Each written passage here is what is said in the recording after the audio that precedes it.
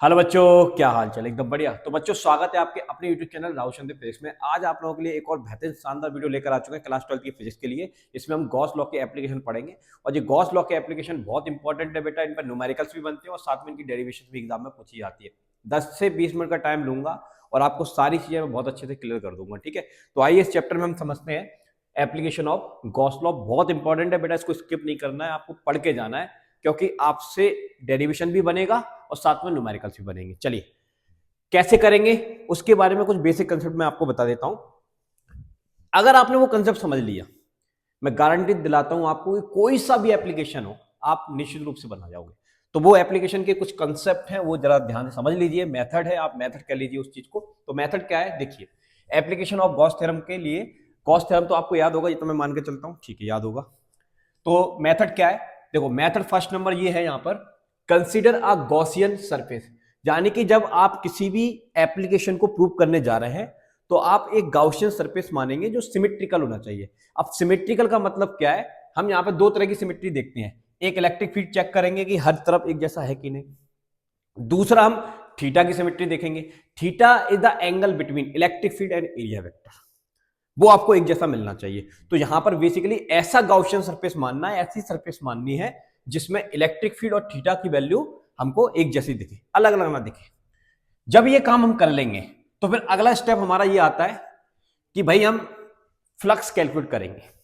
उस Gaussian surface से कितना फ्लक्स पास हो रहा है उसको निकालेंगे। उसको निकालने का फॉर्मूला आपको पता है, ई डी एस, ठीक है ना? ओके, जब ये काम कर लेंगे, दो स्टेप हो गए। पहले स्टेप में हमने गाउसियन सरफेस माना, दूसरे स्टेप में हमने फ्लक्स कैलकुलेट किया। थर्ड स्टेप में हम क्या करेंगे बेटा? थर्ड स्टेप में हम करेंगे calculate charge Q inside the Gaussian surface. जो आपने गाउसियन सरफेस लिया है उसके अंदर एक्चुअल में कितना चार्ज है, टोटल चार्ज कितना रखा हुआ है, वो निकालेंगे। इसके बाद जब हमको चार्ज पता चल जाएगा तो हम गॉस लॉ लगा देंगे। तो गॉस लॉ में उस चार्ज को रखने के बाद आपको एक एक्सप्रेशन मिल जाएगा इस तरह का। अब इस एक्सप्रेशन को और इस एक्सप्रेशन को आपस में मर्ज कर देंगे तो आपको फाइनल आंसर मिल जाएगा, यानी कि इलेक्ट्रिक फील्ड मिल जाएगी। बस। तो ये कुछ 3 या 4 पॉइंट हैं जो आपको फॉलो करना है। आपसे हर एप्लीकेशन यहां पर बनने वाला है, ठीक है? चलिए आइए, पहला एप्लीकेशन मैं आपको दिखा देता हूं। पहला एप्लीकेशन किस तरह का है वो मैं आपको दिखाता हूं। पहले एप्लीकेशन में हमको क्या करना है, बेसिकली हमको यहां पर ये प्रूव करना है कि कूलाम लॉ प्रूव करना है। यहां पर गॉस थ्योरम का उपयोग करके कूलाम लॉ निकालना है। तो हम कैसे निकालेंगे तो जरा ध्यान समझना। इसके लिए स्लाइड ले लेते हैं हम लोग, ये एक स्लाइड ले ली हमने, ठीक है? अब हमने क्या किया, एक पॉइंट चार्ज मान लिया प्लस क्यू। इससे आर डिस्टेंस पर एक पॉइंट पी हमने कंसिडर किया। यहां पर हमको इलेक्ट्रिक फील्ड निकालना है। सर इलेक्ट्रिक फील्ड क्यों निकालना? सुन ध्यान से जरा, क्योंकि फोर्स का फॉर्मूला क्या होता है, Q इंटू ई। अगर तेरे को ई पता है तो इस फॉर्मूले में रख देगा तो फोर्स आ जाएगा। आ जाएगा नहीं आ जाएगा? तो इसलिए हमको इलेक्ट्रिक फील्ड निकालना है। ओके, और बेसिकली हम गॉस थ्योरम का उपयोग करके हर सरफेस के लिए इलेक्ट्रिक फील्ड ही निकालेंगे, जो भी एप्लीकेशन रहेंगे हमारे। तो यहां पर इलेक्ट्रिक फील्ड निकालने के लिए हम क्या करेंगे, इस पॉइंट चार्ज के चारों तरफ एक ऐसी सरफेस की कल्पना करेंगे जो सिमेट्रिकल होना चाहिए। तो भाई एक पॉइंट चार्ज से जो इलेक्ट्रिक फील्ड लाइन निकलती है उसके लिए परफेक्ट जो शेप मानी जाती है वो स्फीयर माना जाता है। तो यहां पर हम आर रेडियस का एक स्फीयर बना लेंगे। इस तरह से हमने क्या बना लिया, एक स्फीयर बना लिया। अब इस स्फीयर पर कहीं पर भी जाकर एक छोटा सा स्मॉल सरफेस हमने मान लिया डीएस। ये छोटा सा स्मॉल सरफेस है तो इसका एरिया वेक्टर हमेशा सरफेस के कैसा होता है, परपेंडिकुलर होता है। तो ये इसका एरिया वेक्टर हो जाएगा डीएस वेक्टर। अब इस सरफेस की खास बात ये है कि पॉइंट चार्ज से जो इलेक्ट्रिक फील्ड लाइन निकलती है वो सब तरफ इलेक्ट्रिक फील्ड लाइन निकलती है। देखो ये इलेक्ट्रिक फील्ड लाइन ऐसे भी जा रही है, ऐसे भी जा रही है, ऐसे भी जा रही है, इसके पैरेलल भी जा रही है। आप कहीं पर भी सरफेस लेंगे, जैसे मान लो आप यहां पर भी सरफेस लेते हैं तो इस सरफेस का एरिया वेक्टर तो डीएस वेक्टर होगा और इसी के अलोंग भी इलेक्ट्रिक फील्ड आपको देखने को मिलेगा। उसी तरह से अगर मैंने यहां पर एक छोटा सा सरफेस लिया है जिसका एरिया डीएस है तो उसका एरिया वेक्टर की डायरेक्शन हमेशा उस सरफेस के परपेंडिकुलर होगी। और ये स्फीयर है तो स्फीयर में जिस डायरेक्शन में एरिया वेक्टर आपने लिया उसी डायरेक्शन में आपको इलेक्ट्रिक फील्ड देखने को मिल जाएगा। और अगर इलेक्ट्रिक फील्ड और एरिया वेक्टर की डायरेक्शन सेम हो गई तो बेटा थीटा की वैल्यू हमेशा कितनी लेनी है, 0 लेनी है। तो आपको मैंने यही सिखाया, यही मैंने आपको अभी बताया था इस स्टेप में कि पहला पॉइंट क्या है, consider a Gaussian surface, specify direction of electric field and theta. ये हो गया। इसके बाद क्या बताया आपको मैंने, कि चलो फ्लक्स निकालते हैं। तो आइए फ्लक्स निकालने जा रहे हैं अब, और हम निकालेंगे फ्लक्स। तो फ्लक्स निकालने का फॉर्मूला क्या जानते हैं बेटा? फ्लक्स निकालने का फॉर्मूला हम जानते हैं close integration E D S बराबर, इसको हम लिखेंगे ई डी एस कॉस थीटा, और थीटा की वैल्यू हमारे पास कितनी है? 0 है। सही है, नो प्रॉब्लम। अब यहां पर हर तरफ इलेक्ट्रिक फील्ड सेम होगा क्योंकि डिस्टेंस सेम है बेटा। तो इलेक्ट्रिक फील्ड कांस्टेंट है, बाहर आ जाएगा, अंदर कितना बचेगा? डी एस कॉस थीटा की वैल्यू, कॉस 0 डिग्री की वैल्यू 1 होती है, खत्म खेल। और डी एस का इंटीग्रेशन क्या होता है? एस होता है। अब स्फीयर का एरिया का फॉर्मूला हमको पता है, क्या होता है? 4 पाई आर स्क्वायर। इसको इक्वेशन नंबर हम 1 दे देंगे, और ये किसके बराबर है? ई डी एस के बराबर है, नो प्रॉब्लम। इसके बाद की कहानी मैंने आपको क्या बताई थी? इसके बाद की कहानी मैंने आपको बताई थी कि फिर आपको यहां पर निकालना है उस स्फीयर के अंदर टोटल चार्ज कितना है। तो ठीक है, तो उसके अंदर हम चार्ज देखेंगे। तो भाई इस सरफेस के अंदर कितना चार्ज है सर? क्यू चार्ज है, तो यहां पर दिमाग लगाना ही नहीं है। तो डायरेक्ट गॉस थ्योरम अप्लाई कर लो। Applying Gauss theorem, applying Gauss law या थ्योरम, फॉर्मूला क्या होता है? ई डी एस बराबर क्यू अपॉन एप्सिलॉन नॉट। तो क्यू की वैल्यू तो क्यू ही है, तो क्यू ही रहेगा। इक्वेशन नंबर कितना मान लेंगे? 2 मान लेंगे। अब दोनों को कंपेयर करेंगे तो आपको पता है ये सेम साइड हट जाएंगी, आपको मिल जाएगा E 4 pi R square equal to Q upon epsilon nought. यहाँ से ई की वैल्यू निकाल लेंगे तो क्यू अपॉन क्या आ जाएगा? 4 pi epsilon naught R square. तो ये तो आपने निकाल लिया गॉस लॉ का उपयोग करके इलेक्ट्रिक फील्ड। अब हमको निकालना है फोर्स, तो फोर्स के लिए हम क्या करेंगे? फॉर्मूला जानते हैं, क्यू नॉट ई, ये वाला फॉर्मूला, ठीक है। इसमें ये ई की वैल्यू रख दीजिए, आपका आंसर आ जाएगा Q naught upon 4 pi epsilon naught R square, ठीक है। तो ये फोर्स प्रूफ हो गया यहाँ पर, और यहाँ पर इलेक्ट्रिक फील्ड आपने निकाल दिया। न्यूटन पर कूलम इलेक्ट्रिक फील्ड का यूनिट होता है, फोर्स का यूनिट क्या होता है? न्यूटन। तो ये बहुत इंपॉर्टेंट माना जाता है ये एप्लीकेशन, तो ये मैंने आपको करके दिखाया। इसके बाद एक और एप्लीकेशन हम देखेंगे इसमें, ये वाला एप्लीकेशन करके देखेंगे कि भाई हमारे पास एक इन्फिनिटी लॉन्ग स्ट्रेट वायर है, तो उसके कारण हमको इलेक्ट्रिक फील्ड निकालना। तो आइए मैं उसको करके दिखाता हूं आपको। देखिए, ये हमारे पास एक लॉन्ग स्ट्रेट वायर है जिसको हमने चार्ज दे दिया। तो जब हम इसको चार्ज देंगे ना, तो ये जो चार्ज होता है टोटल चार्ज, अच्छा जैसे कि एक टर्म्स बनानी है हम यहाँ पर एक टर्म्स बनाएंगे लैम्डा। लैम्डा क्या होता है? Q upon L. Unit length पर जो चार्ज आपने दिया है उसको लैम्डा कहेंगे। क्या बोलेंगे? लैम्डा, ठीक है, ये याद रखिएगा। तो ये आप याद रखेंगे लीनियर चार्ज डेंसिटी, इसको क्या बोलते हैं? Linear charge density. Unit length पर जितना चार्ज है उसको बोलते हैं लीनियर चार्ज डेंसिटी। तो यहां से क्यू की वैल्यू अगर आप निकालने की कोशिश करेंगे तो आपको मिल जाएगी क्यू बराबर लैम्डा इंटू एल। और लैम्डा यहां पर क्या है? लीनियर चार्ज डेंसिटी, यानी कि यूनिट लेंथ पर कितना चार्ज रखा हुआ है। चलिए, तो अब इससे हमको निकालना है इलेक्ट्रिक फील्ड। ओके, तो इससे हम आर डिस्टेंस पे जाएंगे, यहां पर एक पॉइंट पी मानेंगे और यहां इलेक्ट्रिक फील्ड निकालना है। तो यहां इलेक्ट्रिक फील्ड निकालना है गॉस लॉ का उपयोग करके। तो गॉस लॉ का पहला स्टेटमेंट क्या कहता है? मेथड में हमने पढ़ा था कि आप एक सरफेस मानिए और वो सिमेट्रिकल होना चाहिए, यानी कि इलेक्ट्रिक फील्ड और थीटा की वैल्यू हमें सेम मिलनी चाहिए। तो चलिए, तो यहां पर हम एक शेप इमेजिन करते हैं, सिलेंडर। तो हमने यहां पर एक सिलेंडर बना लिया। आप यहां पर स्फीयर नहीं बना पाएंगे क्योंकि स्फीयर बनाने में दिक्कत आ जाएगी, क्योंकि हर तरफ आर की वैल्यू अलग अलग आएगी। तो स्फीयर नहीं चलेगा, यहां पर यही चलेगा सिलेंडर, क्योंकि आप यहां पर भी देखोगे तब भी आर है, यहां पर भी देखोगे तब भी आर है, हर तरफ आर है, यहां पर भी देखोगे तब भी आर है। एक तो ये चीज हो गई। दूसरा, अब ये जो लाइन है इससे जो इलेक्ट्रिक फील्ड निकलता है ऐसे ऐसे ऐसे चारों तरफ निकलेगा। तो उसके चारों तरफ आप एनवेलप लगा दोगे ना, अखबार टाइप का, कुछ पेपर टाइप का लगा दोगे ना, तो उस सरफेस के परपेंडिकुलर होगा इलेक्ट्रिक फील्ड। तो यहां पर आपको इलेक्ट्रिक फील्ड की डायरेक्शन भी सेम मिल रही है। तो ये हमारे लिए सबसे बेनिफिशियल शेप हो गया ये वाला, ठीक है। अब यहां पर बिल्कुल आसान है, अब तो कुछ करना ही नहीं है यहां पर। हाँ, एक चीज और देखिए कि ये जो सिलेंडर होता है उसमें 2 सरफेस होते हैं। ये फ्लैट सरफेस हो गया और ये जो चारों तरफ का होता है आसपास का, ये कर्व सरफेस होता है। तो ये कर्व सरफेस पे एक छोटा सा एरिया मान लिया मैंने ds, तो इसका एरिया वेक्टर तो ds वेक्टर होगा, और चूंकि इलेक्ट्रिक फील्ड भी इसी डायरेक्शन में रहेगा तो हमको एक फायदा मिल गया कि थीटा की वैल्यू यहाँ पर 0 मिलेगी। अगर आप इतनी दूरी पर यहां पर जाके भी लोगे तो सेम कंडीशन आपको देखने को मिलने वाली है, तो टेंशन नहीं लेना। दूसरा, अब इधर आते हैं, इसका छोटा सा एरिया हमने ds माना, तो इसका एरिया तो परपेंडिकुलर होगा, और इलेक्ट्रिक फील्ड की डायरेक्शन तो ये है, ठीक है। तो कितना डिग्री का एंगल आ गया, 90 डिग्री का। तो हर तरफ आपको 90 डिग्री का एंगल मिलेगा, नो प्रॉब्लम। तो अगर किसी गाउसियन सरफेस में दो सिमेट्री मिल रही है तो ले लीजिए, नो प्रॉब्लम। एक भी हो सकती है, दो भी हो सकती है, तीन भी हो सकती है, ठीक है। इसी तरह से अगर आप इसको लेना चाहेंगे तो इसका एरिया आपने ds माना तो एरिया वेक्टर क्या हो जाएगा, ds वेक्टर, और इलेक्ट्रिक फील्ड की डायरेक्शन यहां पर है, तो एंगल कितना आ गया, 90 डिग्री। तो चलो अब स्टार्ट करते हैं कहानी। फ्लक्स निकालेंगे। फ्लक्स कैसे निकालते हैं, phi equal to close integration E D S this. और अब इसको लिखने का तरीका क्या होता है हमारे पास, ई डी एस वैक्टर को कैसे लिखते हैं भाई, यहां पर दो सिमेट्री है, ठीक है। तो हम क्या करेंगे, इसको तोड़ के लिखेंगे, ई डी एस कॉस 0 डिग्री, किसके लिए, कर्व सरफेस के लिए, प्लस इसके बाद ई डी एस कॉस 90 डिग्री, किसके लिए, इसको मान लो फर्स्ट और इसको मान लो सेकेंड।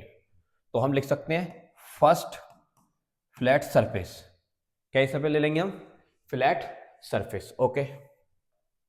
या प्लेन सरफेस भी आप बोल सकते हो, प्लेन, ठीक है, plus second plane surface E D S cos 90 degree. और कॉस 90 क्या होता है, जीरो, तो ये वाली टर्म खत्म हो जाएगी। कॉस 0 1 होता है तो वो भी गायब हो जाएगा, और ई कांस्टेंट है, बाहर आ जाएगा। तो आपको मिल जाएगा ई डी एस क्लोज इंटीग्रेशन की वैल्यू कितनी मिल जाएगी बेटा, ई तो कांस्टेंट है, बाहर आ गया, अंदर बचेगा ds, और ds का इंटीग्रेशन क्या होता है, s होता है, ठीक है। और यहां पर कर्व सरफेस एरिया हमको पता है सिलेंडर का क्या होता है, 2 पाई आर एल होता है, ओके। और हमने इसकी लेंथ भी कितनी मानी है, सिलेंडर की एल मानी है, तो यहां पर हम लिख देंगे 2 pi R L. Equation number 1 ये आपको मिल गया फ्लक्स ई डी एस की वैल्यू, बिल्कुल आसान। इसके बाद आपको क्या बताया गया था कि उस गाउसियन सरफेस के अंदर टोटल चार्ज कितना है, तो charge inside the Gaussian surface, charge inside the Gaussian surface is, तो वो तो हमने पहले ही निकाल लिया, लैम्डा इनटू एल है। Now using Gauss law, using Gauss law, तो गॉस लॉ क्या कहता है, close integration E D S बराबर क्यू अपॉन एप्सिलॉन नॉट, और क्यू की वैल्यू हमने निकाली कितनी आती है, लैम्डा एल बटा एप्सिलॉन नॉट। कोई दिक्कत, इसको इक्वेशन नंबर हम 2 मान लेंगे।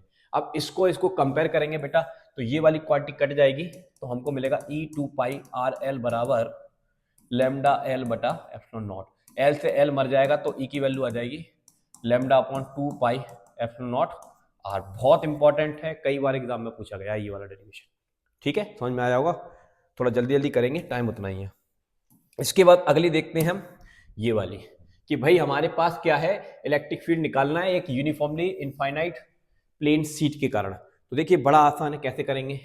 सबसे पहले हमने एक सीट ले ली, ये सीट ले ली बेटा आपके लिए, इस पर चार्ज दे दिया हमने। तो ये जो चार्ज हमने टोटल चार्ज क्यू दिया है वो इसके एरिया में क्या हो जाएगा, स्प्रेड हो जाएगा, फैल जाएगा। तो यहाँ पर सिग्मा हम निकालेंगे, और सिग्मा बराबर होता है क्यू अपॉन ए। यूनिट एरिया पे जितना चार्ज होता है उसको बोलते हैं सिग्मा, एरियल चार्ज डेंसिटी। क्या बोलेंगे, एरियल चार्ज डेंसिटी। और वहां पर लैम्डा क्या था, लीनियर चार्ज डेंसिटी। तो यहां से चार्ज का फॉर्मूला क्या निकल के आया बेटा आपके सामने, तो ये निकल के आया, इसका यूज करेंगे। अब इससे हमको क्या करना है, आर डिस्टेंस पे जाके इलेक्ट्रिक फील्ड निकालना है किसी पॉइंट पी पर। तो यहां पर हम क्या करेंगे, एक सिलेंडर मानेंगे ऐसे, ये हमने सिलेंडर मान लिया इस तरह से, ऐसे सिलेंडर मान लिया। एक सिलेंडर है जो इस सीट के अंदर से पास होकर जा रहा है, तो देखो यहां से भी पास होकर जाएगा, यहां पर भी होगा, ठीक है। ये पॉइंट हम ऐसे आगे बढ़ा लेते हैं, ये सेंटर पॉइंट हो गया, ठीक है, ये लोकेशन, ओके। चलिए ये पॉइंट को मैं पी डैश बोल देता हूँ, क्या बोल देता हूँ, पी डैश। तो ये जो पॉइंट, ये एरिया है सिलेंडर का, इसका हम एक छोटा सा एरिया मान लेते हैं यहाँ पर, दिस, इसको हम नाम दे रहे हैं डी ए। तो इसका एरिया वेक्टर क्या होगा, डी ए वेक्टर। और चूंकि ये सीट ऐसे रखी है तो इलेक्ट्रिक फील्ड इसी की डायरेक्शन में होगा, तो ये इलेक्ट्रिक फील्ड हो गया। तो यहाँ पर तो थीटा बराबर 0 मिल जाएगा। दूसरा इसमें कर्व सरफेस है, तो कर्व सरफेस का एरिया डी ए मान लिया, तो एरिया वेक्टर क्या हो जाएगा, डी ए वेक्टर। और इलेक्ट्रिक फील्ड इस डायरेक्शन में है, तो यहाँ पर थीटा की वैल्यू कितनी मिल जाएगी, 90 डिग्री मिल जाएगी यहाँ पर, ओके। सेम थिंग यहाँ पर भी छोटा सा एरिया मान लिया डी ए, तो इसका area vector D A vector हो गया, और इसी डायरेक्शन में इलेक्ट्रिक फील्ड है, क्योंकि चार्ज इधर भी है और इधर भी है, तो उधर का इलेक्ट्रिक फील्ड डायरेक्शन ऐसे, उधर की इलेक्ट्रिक फील्ड डायरेक्शन ऐसे, तो यहाँ पर भी थीटा कितना मिल जाएगा, 0 मिल जाएगा। बस टोटल फ्लक्स निकालना है, तो टोटल फ्लक्स हम डायरेक्ट भी निकाल सकते हैं यहाँ पर, क्लोज इंटीग्रेशन ई डी ए वैक्टर, भाई ए डी एस माना होता तो डी एस लिखते, डी ए लिखा है तो डी ए मान लिया, ठीक है, नो प्रॉब्लम। तो आपको पता है 90 के कारण तो 0 हो जाएगा, किसके कारण रहेगा, इसके कारण रहेगा, तो इसके कारण रहेगा तो हम क्या लिखेंगे, ई D A cos 0 degree plus ये कौन सा हो गया, ये आपका फर्स्ट प्लेन सरफेस के कारण हो गया, और दूसरा कौन सा हो गया, second plane surface E D A cos 0 degree, और कर्व सरफेस के लिए E D A cos 90 degree, तो वो 0 हो जाएगा। तो ये सब 0 हो गए, ई कांस्टेंट है, बाहर आ जाएगा, इसका भी ई बाहर आ जाएगा, तो और डी ए का इंटीग्रेशन क्या होता है, ए, इधर भी ई बाहर आ जाएगा, डी ए का इंटीग्रेशन क्या होता है, ए, तो आप इसको ऐड करेंगे तो जो आ जाएगा 2EA, तो आपको मिल गया यहां पर EDA दिस। इसके बाद इस सरफेस के अंदर जो आपने सिलेंडर लिया है उसके अंदर कितना चार्ज है, तो इसके अंदर चार्ज हमने माना है Q बराबर सिग्मा ई, तो इसके अंदर चार्ज कितना है, Q इक्वल टू कितना है, सिग्मा ए, तो हम गॉस लॉ लगाएंगे, तो गॉस लॉ क्या कहता है, क्लोज इंटीग्रेशन EDA बराबर Q अपॉन एप्सिलॉन नॉट, और Q की जगह क्या रख देंगे बेटा, ये रख देंगे सिग्मा ए, इक्वेशन नंबर 2 मान लेंगे, दोनों को आपस में कंपेयर करेंगे तो आपका आंसर आएगा sigma A epsilon naught equal to 2EA, ठीक है साहब, ए से ए मरेगा, ई की वैल्यू आ जाएगी सिग्मा अपॉन 2 एप्सिलॉन नॉट, देखिए बिल्कुल आसान, ठीक है, ओके। इसके बाद अगली देखिए फटाफट से जल्दी से, ये वाली, ये हम बड़ा यूज करते हैं कि अब हमारे पास एक स्फीयर है इस तरह से, या शेल है, हॉलो स्फीयर, ठीक है, आर रेडियस का है, इसको हमने चार्ज दे दिया तो आउटर सरफेस पर चार्ज रहेगा, तो जब पॉइंट आर डिस्टेंस पर है लेकिन वो बाहर है, आउटसाइड द स्फीयर, तो कितना इलेक्ट्रिक फील्ड होगा, और जब वो सरफेस पे आएगा तब कितना होगा, सरफेस के अंदर जाएगा तो कितना होगा, तो ये वही वाला डेरिवेशन है, बड़ी जल्दी जल्दी आराम से देख लेंगे अपन, कोई दिक्कत नहीं है, फटाफट से देखिए। यहां पर हमने क्या किया, आर रेडियस का, कैपिटल आर रेडियस का एक स्फीयर मान लिया, अब इसके सेंटर से आर डिस्टेंस पे जाकर हमें एक पॉइंट पी कंसीडर किया जो आउटसाइड द स्फीयर है, तो वहां इलेक्ट्रिक फील्ड निकालना, तो गॉस लॉ क्या कहता है, भाई एक गाउसियन सरफेस बना लो। अब जैसे हम ये गाउसियन सरफेस बनाएंगे और जहां पर एक छोटा सा एरिया मानेंगे ds, तो उसका एरिया वेक्टर क्या होगा, ds वेक्टर होगा, और भाई स्फीयर और पॉइंट चार्ज के कारण इलेक्ट्रिक फील्ड क्या होता है, चारों तरफ होता है, स्फीयर के परपेंडिकुलर होता है, तो इसी डायरेक्शन में हमको इलेक्ट्रिक फील्ड भी देखने को मिल जाएगा, तो थीटा की वैल्यू कितनी मिल जाएगी, 0 मिल जाएगी, ठीक है। तो बस अब कुछ नहीं करना है, आपको सीधा फ्लक्स निकालना है, और फ्लक्स निकालने का फॉर्मूला क्या होता है, ये होता है EDS cos थीटा, और थीटा की वैल्यू कितनी मिल रही है, 0, तो 0 रखेंगे, और cos 0 1 हो जाता है, E कांस्टेंट है, बाहर आ जाएगा, और ds का इंटीग्रेशन s होगा, और स्फीयर का एरिया क्या होता है, 4πr स्क्वायर, तो डायरेक्ट आप ये चीज लिख सकते हैं यहाँ पर, ठीक है, ये चीज आपने लिख दी। इसके बाद आप क्या निकालेंगे, भाई उसके अंदर कितना चार्ज है, तो भाई चार्ज तो हमने क्यू माना है, और आप चाहें तो भाई स्फीयर के सरफेस पर है तो आप उसको उस टर्म्स में भी लिख सकते हैं, तो क्यू बराबर क्या होता है, सिग्मा इंटू ए, और ए की वैल्यू क्या होती है, 4πr स्क्वायर, ऐसा कर सकते हैं, अदरवाइज हम क्यू रख लेते हैं। चलो, तो जब हम वहां पर क्यू रखेंगे तो गॉस लॉ तो ये होता है, तो क्यू के स्थान पर क्यू आ जाएगा, ये इक्वेशन नंबर 2 है, और ये बेटा इक्वेशन नंबर 1 है, इन दोनों को आपस में कंपेयर करोगे तो E 4πr स्क्वायर बराबर कितना आ जाएगा, दिस, ओके, ये चीज आ जाएगी, यहां से E को छोड़ेंगे, बाकी सबको नीचे भेज देंगे, तो ये आ गया इलेक्ट्रिक फील्ड, तो ये सरफेस के बाहर इलेक्ट्रिक फील्ड आया। अब उस पॉइंट को आप जब सरफेस पर लेकर आ जाओगे तो भाई R कैपिटल R के बराबर हो जाएगा, तो ये इसी में ही आप R के स्थान पर कैपिटल R रख दीजिए, ये दूसरा आंसर आ गया। और तीसरे आंसर में क्या करेंगे भाई, तीसरे आंसर में अब आपका जो पॉइंट P है वो डायरेक्ट स्फीयर के अंदर आ गया, अब जब वो स्फीयर के अंदर आ जाएगा तो फ्लक्स आपका 0 हो जाएगा, क्यों 0 हो जाएगा, क्यों सरफेस के अंदर चार्ज नहीं है ना बेटा, तो अंदर चार्ज नहीं है, तो हमने यहां पर लिखा direct EDS equal to 0 does not equal to 0, surface area 0 नहीं है, चार्ज 0 है, इसलिए आपका इलेक्ट्रिक फील्ड क्या होगा, 0। तो यानी कि किसी भी स्फीयर के अंदर इलेक्ट्रिक फील्ड क्या होता है, जीरो होता है। अब इसका ग्राफ बहुत इंपॉर्टेंट है, तो यहाँ पर ग्राफ भी बना के दिखाया गया है कि ये आपके सामने स्फीयर है, इसका रेडियस कितना है, आर है, जिसका रेडियस कितना है, आर है। अब जब आर से आप बाहर होते हो, कहीं पर भी हो सकते हो, यहाँ हो सकते हो, कहीं पर भी हो सकते हो, तब आपको जो इलेक्ट्रिक फील्ड मिलता है वो आर स्क्वायर के इनवर्सली प्रोपोर्शनल में मिलता है। और जब वो आर स्क्वायर के इनवर्सली प्रोपोर्शनल में मिलेगा तो उसका जो ग्राफ होता है बेटा ऐसा बनता है, रेक्टेंगुलर हाइपरबोला। तो ये ग्राफ यहां से हमने ऐसा बनाया, दिस, ऐसा, ठीक है। आप स्फीयर से बाहर कहीं पर भी हो तो आपको ग्राफ ऐसा मिलेगा, यानी कि डिस्टेंस के साथ आपका इलेक्ट्रिक फील्ड घटते चला जाएगा। अच्छा, अब धीरे धीरे धीरे धीरे करके हम सरफेस पे पहुंच गए, तो सरफेस पे इलेक्ट्रिक फील्ड क्या हो जाता है, मैक्सिमम। तो मैक्सिमम इलेक्ट्रिक फील्ड इतना होता है, और फिर हम इसके अंदर चले जाएंगे तो अंदर इलेक्ट्रिक फील्ड कितना हो जाता है, जीरो। तो अंदर जीरो जाएगा तो मतलब ऐसी लाइन जाएगी सीधी। तो अगर आप इसको ढंग से देखेंगे तो ये ग्राफ आपको कैसा दिखेगा, दिस, पहले बाहर ऐसा दिखेगा और अंदर ऐसा दिखेगा, ठीक है। अंदर इलेक्ट्रिक फील्ड जीरो, बाहर ये, ठीक है। समझ में आ गई बात? तो बहुत इंपॉर्टेंट था। एक छोटी सी एप्लीकेशन और है जो बड़ी इंपॉर्टेंट है यहाँ पर, वो भी मैं आपको बताता हूँ, ये वाली। इसको देखिए जरा, ये वाली। इसमें क्या है, हमारे पास दो प्लेटें हैं, एक ये वाली प्लेट है और एक ये वाली प्लेट है, दोनों पर सेम चार्ज है। अगर बेटा दोनों पर सेम चार्ज है तो इसकी प्लेटों के बीच में इलेक्ट्रिक फील्ड कितना, प्लेटों के इधर इलेक्ट्रिक फील्ड कितना और प्लेटों के इधर इलेक्ट्रिक फील्ड कितना। इसको हमने नाम दे दिया लेफ्ट साइड, इसको हमने नाम दे दिया राइट साइड। तो फटाफट से देखते हैं, एक प्लेट का इलेक्ट्रिक फील्ड निकालने का फॉर्मूला होता है सिग्मा अपॉन 2 एप्सिलॉन नॉट, अभी निकाला था, तो अब इसका उपयोग करेंगे। चलिए आइए सबसे पहले इधर देखते हैं। मान लेते हैं कि इसकी चार्ज डेंसिटी सिग्मा 1 है और इसकी चार्ज डेंसिटी कितनी है, सिग्मा 2 है। तो अब इधर देखते हैं कि इस प्लेट से इधर की तरफ इस पॉइंट पे इलेक्ट्रिक फील्ड निकालने जाएंगे तो भाई इलेक्ट्रिक फील्ड डायरेक्शन इधर की तरफ मिलेगी, नेगेटिव डायरेक्शन में। तो यानी कि इस प्लेट के कारण इलेक्ट्रिक फील्ड इधर की तरफ होगा, जिसका फॉर्मूला क्या होता है, सिग्मा अपॉन 2 एप्सिलॉन नॉट। भाई इसकी चार्ज डेंसिटी कितनी है, सिग्मा 1 है, तो यहाँ पर सिग्मा 1 नेगेटिव लगाया क्योंकि डायरेक्शन इधर है, 2 एप्सिलॉन नॉट।